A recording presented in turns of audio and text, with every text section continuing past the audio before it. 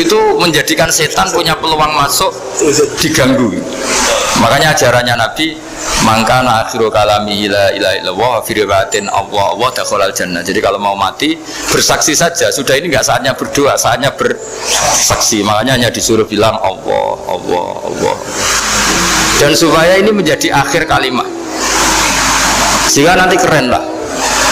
Ketika ketemu Allah, apa akhir kalimat kamu yang kamu lafadzkan? Allah, Allah. Jika di kitab-kitab diterangkan, ketika orang tua kamu mau mati sudah bilang Allah, jangan tanya catatan hutang di mana ya, tabungannya di mana ya, terakhir jawab mandiri terus mati lah. Gak boleh ditanya lagi. Sekali ditanya nanti akhir kalimatnya mandiri. Itu gak boleh. Jadi sekali sudah bilang Allah, jangan ditanya lagi.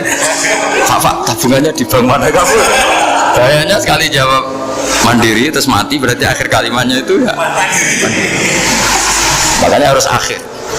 Jangan nanti statusnya itu mangkana akhiru kalami, memang akhir dari yang dikatakan itu kata Allah. Nah sebetulnya teks hadis itu la ilaha illallah. Ini pinternya Kiai Jawa. Lagi-lagi kembali ke kultur. Kiai Jawa itu kiai yang bisa modifikasi kultur. Sebetulnya kalimat hadis itu yang masyhur, itu yang populer itu la ilaha illallah. Tapi Kiai Jawa itu, dan itu ngikuti kitab-kitab Arab juga, kitab-kitab. La ilaha illallah itu resikonya tinggi karena di situ kan tiada Tuhan yang berhak disembah kecuali Allah. Ada kata la ilaha ini. Nah takutnya pas la ilaha sudah mati. Nah karena itu ada resiko la ilaha gak khatam, berarti tiada Tuhan. Nah, sehingga karena ini dianggap riskan, ya terus Kiai Jawa ngajari sudah agak usah kepanjangan ya sudah Allah. Jadi itu sudah agak rekayasa, agak istihad gitu. Maksudnya itu sebenarnya teks panduannya itu la ilaha illallah. Teks panduannya.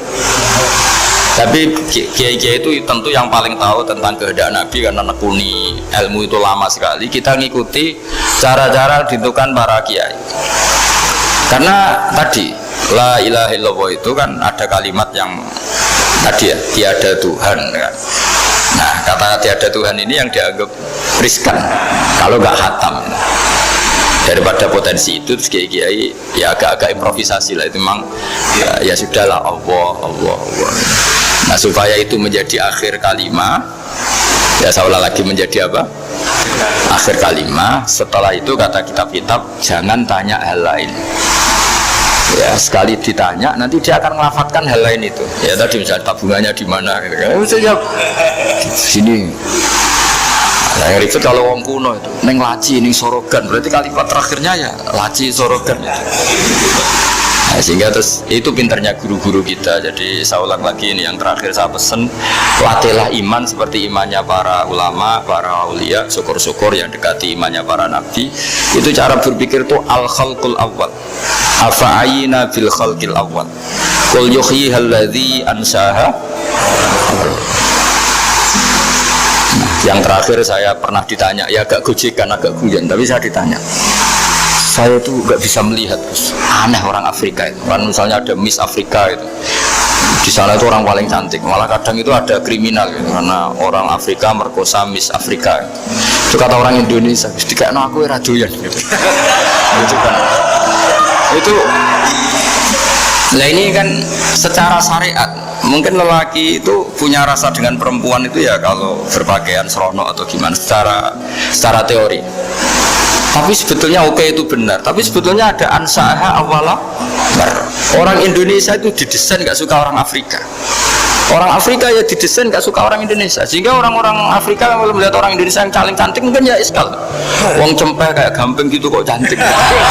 Mungkin perasaannya cowok-cowok Afrika itu cantiknya di mana? Orang Indonesia kebalik kan, kalau cowok-cowok Indonesia ngelihat Miss Afrika cantiknya itu nanti kok sampai ada pemerkosaan tuh apa itu. Nah itu menunjukkan Allah yang Maha Kuasa. Allah tuh mendesain gennya orang sana beda dengan kita. Ya itu bukti bahwa Allah itu nggak bisa, ya sudah semuanya itu Allah yang mendesain. Itu bukti bahwa manusia itu bisa apa di depan kok. Orang kayak Afrika kok disuruh bilang cantik, kita kan protes. Terjadi di mana? Mungkin orang sana juga protes ke kita. Orang Jawa cempeh itu kok cantiknya deh. Itu orang-orang Indonesia kalau melihat bule cantik itu kan kalau temukan janggal. Orang-orang Jogja, bule wayune nanti gitu. Kulitnya gitu kan ya, sama mereka juga bilang kita mungkin seperti itu. Itu namanya didesain ansyaha awal apa? Mar, sudah memang desainnya seperti itu. Nah di sini supaya kita ingat. Nah, ingat bahwa hati juga gitu. Ketika kita cinta istri itu janggal betul kalau terjadi konflik. Tapi kalau sedang konflik itu janggal betul terjadi perdamaian. Nah, lagi mau ngangkel itu ya problem betul. Nah ini di sini pentingnya iman. Orang terus disuruh berdoa ya muqallibal qulub tsabit qalbi ala dini, karena kita tidak tahu cara berpikir. Ada perempuan cantik sering merengut, pecintanya ya banyak, dianggap pemikir serius. Tapi kalau baru gedeng namanya ya merengut, bukan pemikir.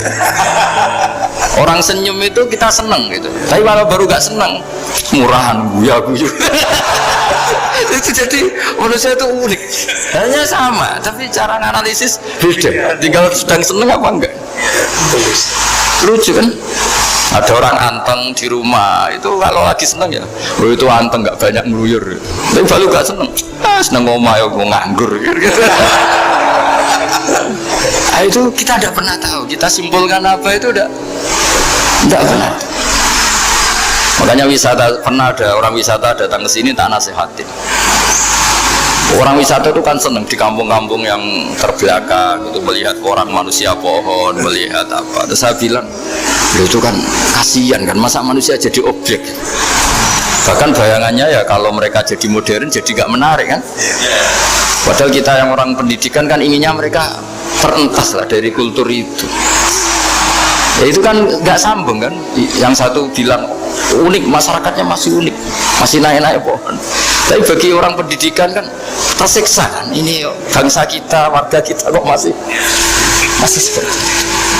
Makanya orang wisata itu nasihati, kamu ke sana itu niat melihat apa niat mengentas? Kalau niat mengentas, tak jamin ada pahala. Enggak Gus, mau niat mengentas katanya. Niatnya baru sekarang apa mulai dulu-dulu? Ya, baru sekarang. Ya ini cerita, jadi manusia itu semudah itu, Pak. Nah, setelah kamu ngaji ini, kamu tidak akan janggal terhadap kenapa Nabi itu begitu santai. Ketika tadi makanan misalnya satu wadah itu cukup untuk orang 300. Sampai Jabir yang undang Nabi kan hanya kambing kecil, cukup orang 6. Ternyata Nabi ngajak orang 300 lebih. Tapi Nabi bilang ya sudah semuanya makan cukup. Kata-kata Nabi kan, zaman dulu belum ada beras, belum ada semua. Allah itu bisa kok mengenyangkan malaikat tanpa makan gitu. Susahnya apa mengenyangkan manusianya dengan nasi sedikit? Itu ya Nabi ya santai aja, semuanya kenyang santai. Ya ini itu iman-iman yang sudah benar-benar awal amarah sudah.